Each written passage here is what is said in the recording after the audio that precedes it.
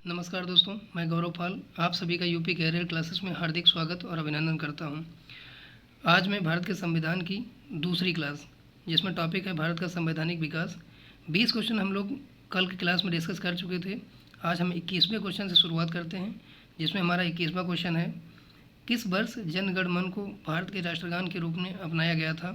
पहला ऑप्शन 1948, दूसरा 1949, तीसरा 1950 और चौथा है 1951, जिसमें हमारा सही आंसर होगा 1950।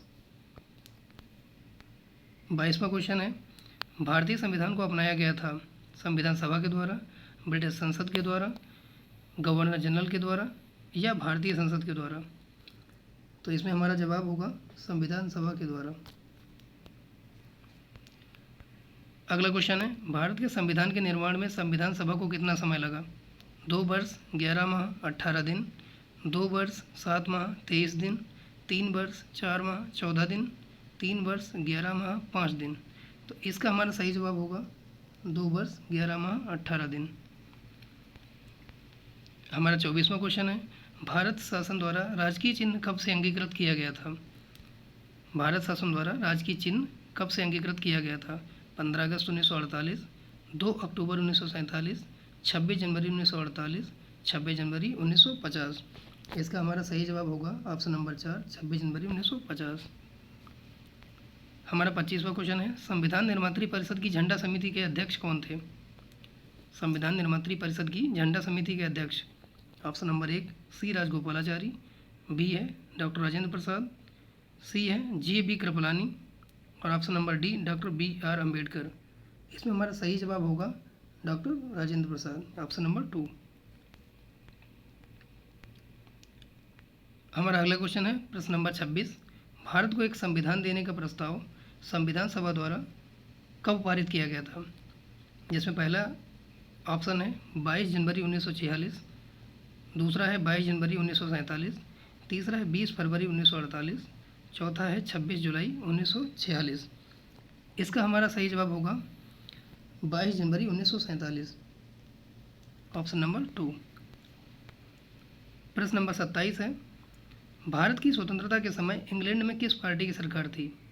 भारत में स्वतंत्रता जिस समय मिली थी उस समय इंग्लैंड में किस पार्टी की सरकार थी? क्वेश्चन ये पूछना चाह रहा है, जिसमें पहला ऑप्शन है कांग्रेस, दूसरा है कंजर्वेटिव पार्टी, तीसरा है लेबर पार्टी, चौथा है लिबरल पार्टी।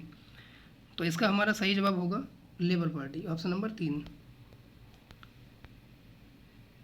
28वां क्वेश्चन है, जिसमें भारतीय संविधान की पहली बैठक कब हुई थी? पहला ऑप्शन है 26 जनवरी 1950, दूसरा है 15 अगस्त 1947, तीसरा है 9 दिसंबर 1946, चौथा है 19 नवंबर 1949। इसका सही जवाब होगा 9 दिसंबर 1946, ऑप्शन नंबर 3। हमारा अगला क्वेश्चन है, बी.आर. अम्बेडकर का संविधान सभा में निर्वाचन कहाँ से हुआ था? ऑप्शन नंबर 1 पश्चिम बंगाल से, option number 2 Mumbai presidency, option number 3 तत्कालीन मध्य भारत और ऑप्शन नंबर 4 पंजाब से। इसमें हमारा इसका सही जवाब होगा मुंबई प्रेसिडेंसी। हमारा 30वां क्वेश्चन है, भारत की संविधान सभा ने राष्ट्रीय ध्वज को सर्वप्रथम कब स्वीकार किया था? पहला ऑप्शन है 22 जुलाई 1947, दूसरा है 23 जुलाई 1947, चौथा है तीसरा ऑप्शन है 25 जुलाई 1947 और चौथा है 15 अगस्त 1947। इसका हमारा सही जवाब होगा 22 जुलाई 1947, ऑप्शन नंबर 1। हमारा 31वां क्वेश्चन है, संविधान सभा में उद्देश्य प्रस्ताव निम्न में से किस एक के द्वारा प्रस्तुत किया गया था? संविधान सभा में उद्देश्य प्रस्ताव निम्नलिखित में से किस एक के द्वारा प्रस्तुत किया गया था? हमारे चारों ऑप्शन डॉक्टर बी.आर. अम्बेडकर, दूसरा है पंडित नेहरू, तीसरा है डॉक्टर राजेंद्र प्रसाद, चौथा है डॉक्टर सी.डी. देशमुख। जिसमें हमारा सही ऑप्शन होगा ऑप्शन नंबर 2 पंडित जवाहरलाल नेहरू। हमारा 32वां क्वेश्चन है, निम्नलिखित में से कौन अगस्त 1946 में गठित प्रथम अंतरिम राष्ट्रीय सरकार का सदस्य नहीं था? क्वेश्चन पूछ रहा है 1946 में जो अंतरिम सरकार गठित की गई थी उसमें से निम्नलिखित में से कौन उसका सदस्य नहीं था?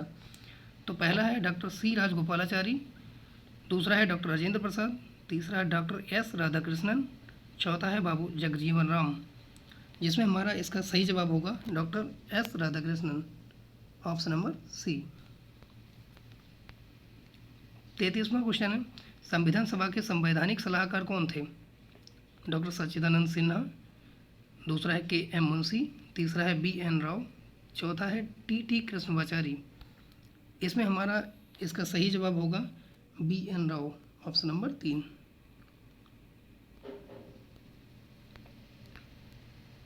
34वां क्वेश्चन है, किसने कहा था संविधान सभा कांग्रेस थी और कांग्रेस भारत? पहला ऑप्शन है ऑस्टिन ने, दूसरा है सी आर एटली, तीसरा है विंस्टन चर्चिल, चौथा है लॉर्ड माउंटबेटन। इसमें हमारा सही ऑप्शन होगा पहला ऑप्शन ऑस्टिन। अगला क्वेश्चन है क्वेश्चन नंबर 35, संविधान सभा की प्रथम बैठक की अस्थायी अध्यक्षता किसने की थी? Doctor Rajendra Prasad, doctor B R Ambedkar, doctor Sachchidanand Sinha, Maulana Abul Kalam Azad. इसमें हमारा इसका सही जवाब होगा डॉक्टर सच्चिदानंद सिन्हा, क्योंकि उस समय डॉक्टर राजेंद्र प्रसाद निर्वाचित नहीं हुए थे।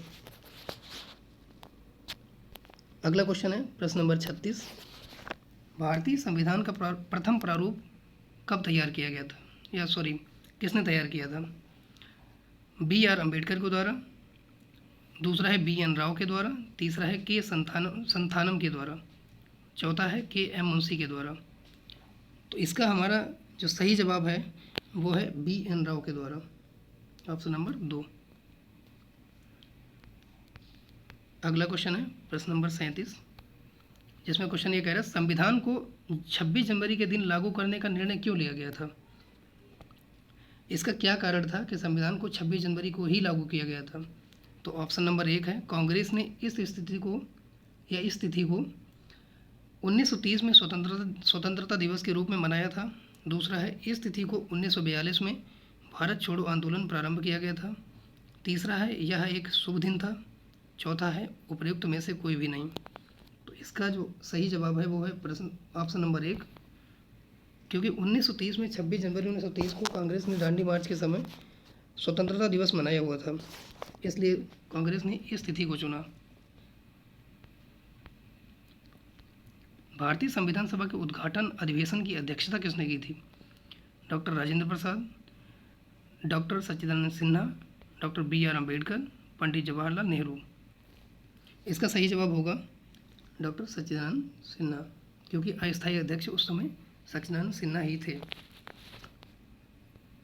हमारा अगला क्वेश्चन है संविधान सभा द्वारा स्थापित मौलिक अधिकारों और अल्पसंख्यकों हेतु सलाहकार समिति के अध्यक्ष कौन थे? पहला ऑप्शन है पंडित नेहरू, दूसरा है सरदार पटेल, तीसरा है बी एन राव, चौथा है अम्बेडकर। इसमें इसका सही जवाब होगा ऑप्शन नंबर 2 सरदार पटेल। 40 प्रश्न नंबर 40वां है जो इन व्यक्तियों में से कौन कैबिनेट मिशन का सदस्य नहीं था? इसमें पहला ऑप्शन है विलियम वुड, दूसरा है लॉर्ड पैंथिक लॉरेंस, तीसरा है स्टेफोर्ड क्रिप्स, चौथा है ए बी अलेक्जेंडर। इसमें से Lord Pethick Lawrence, Stafford Cripps और ए बी अलेक्जेंडर ये तीनों लोग इसके सदस्य थे। जो नहीं थे वो थे विलियम वुड। धन्यवाद, नमस्कार, बाय बाय। आज की हमारी क्लास यहीं समाप्त होती है। आप सभी से निवेदन है कि इस चैनल को ज़्यादा से ज़्यादा सब्सक्राइब करें और शेयर करें, ताकि हम ज़्यादा से ज़्यादा लोगों तक पहुंच पाएँ और उनकी सहायता कर सकें। धन्यवाद।